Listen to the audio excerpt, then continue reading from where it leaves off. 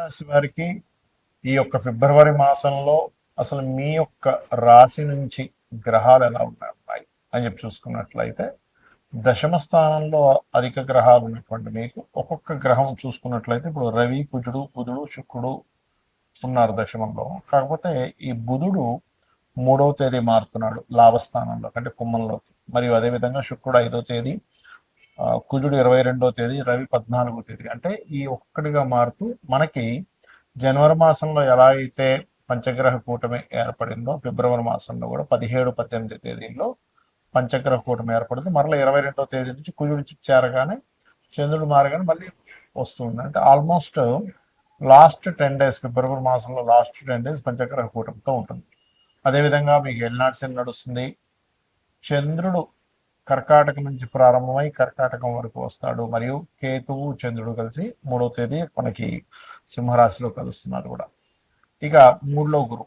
ఈ యొక్క గ్రహస్థితిని అనుసరించి మీకు ఎటువంటి ఫలితాలు జరగనున్నాయి, ఏ దేవత ఆరాధన చేసుకోవాలి, ఏ విషయాల పట్ల మీరు జాగ్రత్తగా ఉండాలి అనేటువంటి అంశాలు చెప్తుంది నేనైనప్పటికీ చెప్పిస్తుంది సాక్షాత్ అమ్మవారిగా భావిస్తూ ఇక్కడ గమనించుకున్నట్లయితే ఫస్ట్ హాఫ్ అంతా కూడా దశమంలో ఉంటూ గ్రహాలు సెకండ్ హాఫ్లోకి వెళ్ళేసరికి లాభం వస్తున్నాయి.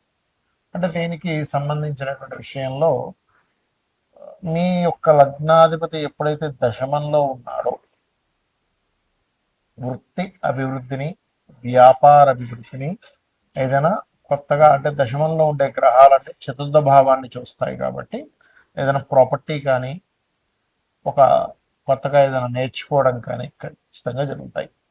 అయితే ఇక్కడ శుక్రుడు ఎప్పుడైతే ధనాధిపతి లాభంలోకి వెళ్తున్నాడో, ధనాధిపతి లాభంలోకి వెళ్ళడం అనేటువంటిది ఒక రకంగా చెప్పాలంటే మంచి విషయమే, వ్యాపార మూలంగా లాభాలు వస్తాయి. కానీ ఎవరికైనా ఫ్రెండ్స్కి లేకపోతే ఏదైనా షేర్ మార్కెటింగ్ రిలేటెడ్ సంబంధించిన విషయాలకు మాత్రం శుక్రుడు ఆ గ్రహాలతో కుంభంలో కలిసినప్పుడు మాత్రం సరైన విషయం కాదు. సినిమా ఫీల్డ్ ఇట్లాంటి వాటిలో, క్రియేటివ్ ఇట్లాంటి వాటిలో మనీని వెచ్చించేటువంటి విషయంలో గుర్తుపెట్టుకోండి. ముఖ్యంగా 3లో గురువు ఉన్నందుకు మంచిగానే మాట్లాడుతూ మంచిగానే ఉంటూ కూడా ఒక్కొక్కసారి మిస్అండర్స్టాండింగ్స్ జరుగుతుంటాయి. కాబట్టి కాస్త జాగ్రత్తగా ఉండండి. అందులో ముఖ్యంగా 3వ తేదీ 4వ తేదీ ప్రధానంగా ఏదైనా నిర్ణయాలు తీసుకునేటప్పుడు కాస్త జాగ్రత్తగా తీసుకోండి. మరియు అదేవిధంగా వివాహ సంబంధించిన విషయంలో వివాహ సంబంధించిన కుదురుతాయి, అందులో ఎటువంటి సందేహం లేదు. కాకపోతే ఈ లాభంలో అధిక గ్రహాలు ఉన్నందుకు 12వ స్థానంలో శని భగవానుడు నుండి నడుస్తున్నందుకు వివాహ జీవితం విషయంలో జాగ్రత్తగా ఉండండి. సక్సెస్ రేట్ అయితే ఖచ్చితంగా పెరుగుతుంది. ఉద్యోగస్తులకి కొంత ప్రమోషన్స్ కూడా లభిస్తాయి. కాకపోతే ఎల్నాడ్సెన్ నడుస్తుంది కాబట్టి మీకు దగ్గరలో ఉండే గోశాలకు వెళ్ళి అక్కడ గోవులకి బెల్లము తినిపిస్తూ ఉండండి, ఖచ్చితంగా బాగుంటుంది. చాలా మంది గోచార ఫలితాలతో పాటు జన్మజాతకం చూపించుకుంటే అసలు ఎటువంటి విషయాలు తెలుస్తాయని నన్ను చాలా మంది అడుగుతున్నారు. దానికి నేను మీకు ఒక క్లారిటీ ఇస్తాను. మొట్టమొదటిగా మనకి జన్మజాతకం అనేటువంటిది ఇలా ఏర్పడుతుంది. మనము పూర్వజన్మలో చేసిన కర్మలు, ఈ జన్మలో చేస్తున్నటువంటి కొన్ని నిర్ణయాల మూలంగా కూడా మనకి గ్రహాల యొక్క అనుకూలత ప్రతికూలత అనేటువంటిది లభిస్తూ గుర్తుపెట్టి ఉంది. అయితే 90% ఆఫ్ పూర్వజన్మల్లో, ఒక 10 to 15% మనకి ఈ జన్మలో చేసేటువంటి ధర్మబద్ధంగా ఉండడం ఇట్లా జరుగుతుంది. అయితే ఇక్కడ ఏ గ్రహం బలంగా ఉంది, ఏ గ్రహం బలహీనంగా ఉంది, ఏ భావం బలంగా ఉంది, ఏ భావం బలహీనంగా ఉంది, ఏ భావం ఏ విషయాన్ని చెప్తుందని చెప్పేది జ్యోతిషాస్త్రం. అంటే దీనివల్ల మనకేమిటి అంటే చూడండి, మన బాడీలో మన శరీరంలో ఫలానా వైటమిన్స్ తగ్గాయి అని తెలుసుకున్నాక ఏం చేస్తాం, వైటమిన్స్కి కోసం సమ్ టాబ్లెట్స్ తీసుకోవడం, పిల్స్ తీసుకోవడము, లేకపోతే ఫలానా ఫుడ్ తీసుకోవడము, ఫలానా ఫుడ్ ఆపడము చేస్తూ ఉంటాం కదా. ఎందుకు? శరీరం బాగుంటానికి. అలాగే మన జన్మజాతకంలో ఉండేటువంటి యోగాలను పరిశీలన చేసి ఏ భావం బలంగా ఉంది, బలహీనంగా ఉంది. ఉదాహరణకి వాళ్ళు శారీరకంగా బలహీనంగా ఉన్నారు అంటే లగ్న భావం బలహీనంగా ఉందని అర్థం. అప్పుడేంటి, ఆ లగ్న భావాన్ని స్ట్రాంగ్ చేయడానికి లగ్నాధిపతి ఎక్కడున్నాడని తెలుసుకుని దానికి సంబంధించిన దానాలు ఇవ్వడము, దానికి సంబంధించిన ఫుడ్ తీసుకోవడము చేస్తూ ఉంటాం. అలాగే ధనం ఎంత మనం ప్రయత్నం చేస్తున్నా ఇవాళ రేపు సొసైటీలో ఇబ్బంది పడుతుంది ఏదైనా ఉంటే ధనం కోసమే ముఖ్యంగా. దాని తర్వాత రుణరోగ శత్రువుల కోసం ఇబ్బంది పడుతూ ఉంటారు. అయితే ఇక్కడ ఈ ధనాధిపతి ఎక్కడ ఉన్నాడు అనేది ముఖ్యంగా తెలుసుకోగలగాలి. ధనాధిపతి గనక బాగున్నట్లయితే, చాలా మంది చూడండి పెద్దగా ఏం చదువుకోలేదండి, కానీ ఏంటో ఆటోమేటిక్గా డబ్బులు వచ్చేస్తున్నాయి ఆయనకి, ఆ వ్యాపారం పెట్టాడు ఈ వ్యాపారం పెట్టాడు అనుకుంటారు. అంటే చదువుతో సంబంధం లేకుండా ధనం వస్తూ ఉంటుంది కొంతమంది.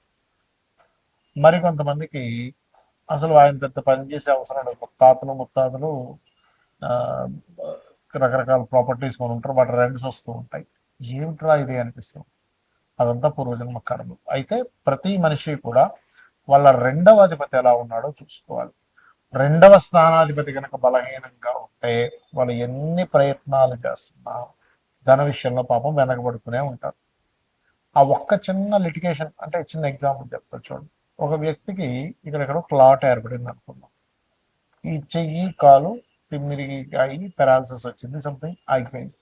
మీరు దీనికి మీరు ఎంత చేస్తున్నా సరే మీకు సెట్ కాదు అంత ఈజీగా. క్లాట్ ఎక్కడ ఏర్పడిందో అది కరగాలి. అది కరిగితే రక్త ప్రసరణ అయితే, దాని వేవ్స్ కనెక్ట్ అయితే బాడీ మన బుర్రలో ఉన్నటువంటి మెదడులో ఉన్నటువంటివి ఏవైతే ఉన్నాయో అవి కనెక్ట్ అయితే అవి ఖచ్చితంగా ఆటోమేటిక్గా వాళ్ళకి సెట్ అయిపోతుంది. అట్లాగే మనం పూర్వజన్మల్లో ఎక్కడ ఏ కర్మ మూలంగా అక్కడ ఆగింది, దానికి సంబంధించినటువంటి విషయంలో మనం ఎట్లా తెలుసుకోవాలి అనేటువంటి విషయం చెప్తుంది జ్యోతిషాస్త్రం. కాబట్టి మీ ధనాధిపతి ఎవరు, ఆ రూపంలో మీరు కనుక చిన్నప్పుడు చదువుకోవడము, దానికి సంబంధించిన వర్క్స్ నేర్చుకోవడం ద్వారా బాగుంటుంది. అదేవిధంగా మనం చేసే ప్రయత్నాలు అనుకోండి, మనం ఏ దిశలో ఉండాలి, అలాగే సంతాన అభివృద్ధి, అసలు సంతానం ఎప్పుడు పొందితే మంచిది, సంతాన అభివృద్ధి అవ్వాలంటే ఏం చేయాలి, మనకి ఇవాళ రేపు అందరూ ఇబ్బంది పడుతుంది దేని గురించి అంటే రుణాలు ఉన్నాయని, రోగాలు ఉన్నాయని, శత్రుత్వాలు ఉన్నాయి. ఇవి అసలు ఎందుకు ఏర్పడుతున్నాయి, మనం ఏ కర్మ వల్ల వీళ్ళందరూ ఏర్పడ్డారు మన చుట్టూ, అలాగే వివాహం అసలు ఎప్పుడు చేసుకుంటే మంచిది, ఇలాగా అనేకమైన విషయాలు. అంటే ప్రొఫెషన్లో ఎందుకు ఎదగలేకపోతున్నాం, ప్రొఫెషన్లో ఎక్కువ చేంజ్ అయితే మంచిదా, విదేశాలకు వెళ్ళుంటే మంచిదా, లేనట్లయితే ఇన్వెస్ట్మెంట్స్ ఎప్పుడు చేస్తే మంచిది, ఇలా ఒకటి రెండని కాదు, అనేకమైనటువంటి అంశాలు. రత్నం గురించి కానివ్వండి, మనం తెలియక ఏం చేస్తాం అంటే ఏదో రత్నం పెట్టేసుకుంటాం. అలా కాకుండా స్పెసిఫిక్గా మీకు ఫలానా రత్నం వల్ల కొంత సపోర్ట్ లభిస్తుంది. ఒక విషయం చెప్తాను, రత్నం పెట్టేసుకోగానే వెంటనే కోటీశ్వరుడు అయిపోతాడు అనేది పూర్తిగా అనంతం. కొంత మీకు సపోర్టివ్గా ఉంటుంది. ఎలా అంటే ఒక మనిషి చూడండి డిప్రెషన్లో ఉన్నప్పుడు ఒక ఫ్రెండ్ వచ్చే ఎందుకు ఏమవుతుంది ఇంకా అని ఒక చిన్న ఒక మాట మనకు తెలియని ఒక గుండె ధైర్యాన్ని ఎలా ఇస్తుందో, సేమ్ యాజ్ ఇట్ ఈజ్ మీరు ఏదైతే రత్నాన్ని ధరిస్తారో ఆ రత్నము కూడా మీరు ఏదైతే స్పెసిఫిక్గా ఫలానా గ్రహం బాగుంది అన్నప్పుడే ధరించాలి. అదర్వైజ్ మీరు రత్నం అవాయిడ్ చేసేసి చక్కగా రుద్రాక్షం లేకపోతే మీ ఇష్టదైవం యొక్క రూపైనా ధరించవచ్చు. అలా అసలు మీరు రెగ్యులర్గా చేసేటువంటి పూజలో ఏ దేవతని ప్రత్యేకంగా మీరు కనుక పూజించినట్లయితే మీ పూర్వజన్మ కర్మలు తగ్గుతాయి అనేటువంటిది. సరే జాతకం లేదు, అప్పుడు ఏం చేయాలి, ఫైనాన్షియల్ గ్రోత్ కావాలి అనుకుంటున్నారు, ఓం సంపత్కరి సమారూఢ సింధుర ప్రజ సేవితాయ నమ, లేదా ఓం ధర్మాధ్యక్ష ధనాధ్యక్ష ధనధాన్య వివర్ధని నమ చేసుకోండి. అలాగే అది అప్పులు ఉన్నాయి, ఓం అపర్ణాయ నమ చేసుకోండి. లేదండి నాకు ఉద్యోగ సంబంధించిన విషయంలో ఇబ్బంది ఉంది, ఓం మాణిక్య మకుటాకార జానుద్వయ విరాజితాయ నమ. అలా కాదు, ఎంత సంపాదిస్తున్నా లేకపోతే ఏం చేస్తున్నా నాకు హ్యాపీనెస్ లేదు, లేదా బిజినెస్ ఇంప్రూవ్మెంట్స్ అవ్వట్లేదు అనుకునేటువంటి వారు ఓం ఇంద్రగోప పరిక్షిప్త స్మరతోనా భజంగికాయే నమః అని మంత్రం చేసుకోండి. ఇలా ఒకటి రెండని కాదు, మీరు ఏదైతే అనుకుంటారో ఆ సంకల్పం మనసులో, అంటే మీరు పలానా ఉద్యోగం రావట్లేదనో, వివాహమే అనుకోండి, ఓం కామేశబద్ధ మాంగళ్య సూత్ర శోభిత కందరాయ. అంటే ఇక్కడ ఏంటంటే చాలా మంది చేస్తున్న మిస్టేక్ ఏంటంటే ఆ సమయం వచ్చిందో లేదో జన్మజాతకంలో చూసుకోకుండా అది రావట్లేదు అది అవ్వట్లేదు అని బాధపడుతూ ఉన్నారు. అంటే ఎలా అంటే ఉదాహరణకి ఒక విత్తనం వేసి ఒక భూమిలో ఒక విత్తనం వేసాం, అది చెట్టు వస్తుంది, మొక్క మొలుస్తుంది వస్తుంది.